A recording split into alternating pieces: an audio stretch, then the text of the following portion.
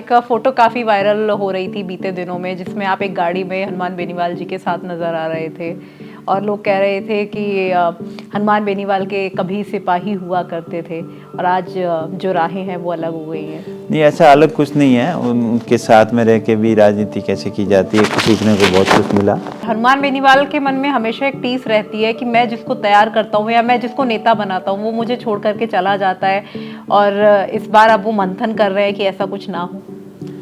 देखिए, ऐसा कुछ नहीं है। राजनीति के अंदर कोई फिक्स नहीं होता है। समय और परिस्थितियाँ, जो जिस समय और परिस्थितियाँ को लोग भाप लेता है वैसे ही हर नेता करता है। कोई मैंने अकेले ने किया नहीं। क्या पार्टी के अनुरूप हनुमान बेनीवाल जनता के मन को नहीं समझ पा रहे हैं? क्योंकि विधानसभा चुनाव में वो ये चाहते हैं कि क्योंकि पहले 3 सीट आई, उसके बाद 1 सीट आई और उस 1 सीट में भी फिलहाल अभी कुछ नहीं है, तो अब वो क्या चाह रहे हैं, क्या कर रहे हैं, क्या नहीं कर रहे हैं, उसके बारे में मैं नहीं बता सकता। लेकिन वो खुद के लिए अच्छा ही कर रहे हैं। पार्टी की थर्ड फ्रंट को स्थापित करने के लिए मेहनत कर रहे हैं, लेकिन मेहनत सफल तभी होती है जब जनता एक्सेप्ट करती है। जो मतभेद हैं वो अपनी जगह है। रविंद्र भाटी पर भी आपने काफ़ी आरोप लगाए, उन्होंने भी आपको लेकर काफ़ी कुछ बोला, लेकिन बीते दिनों कई बार ऐसा हुआ जब आपकी उनकी मुलाकात हुई और एक बार तो दिशा की बैठक में आप दोनों के मुख से एक ही वचन निकले।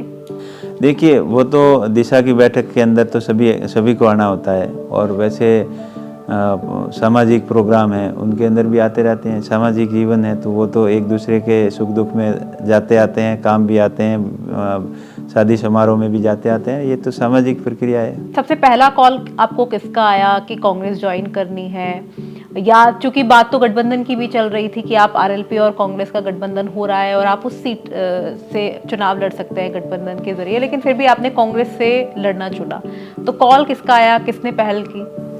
वो तो क्षेत्र के लोगों ने की थी पहल, और वहाँ स्थानीय नेताओं ने की थी।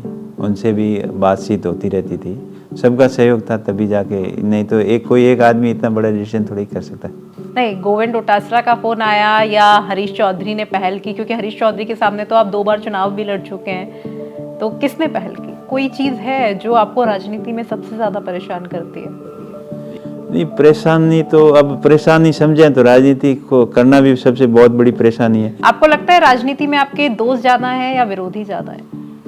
अब देखो, राजनीति के अंदर समय और परिस्थितियां बताती है। समय आने पर दोस्त बन जाते हैं, समय आने पर दुश्मन भी बन जाते हैं। वो तो समय और परिस्थितियां बताती है। सब कुछ चलता है, सब जायज है राजनीति के अंदर। तो हनुमान बेनीवाल के साथ आप आएंगे कभी? अब बाड़मेर ही पसंद है, दिल्ली भी पसंद है।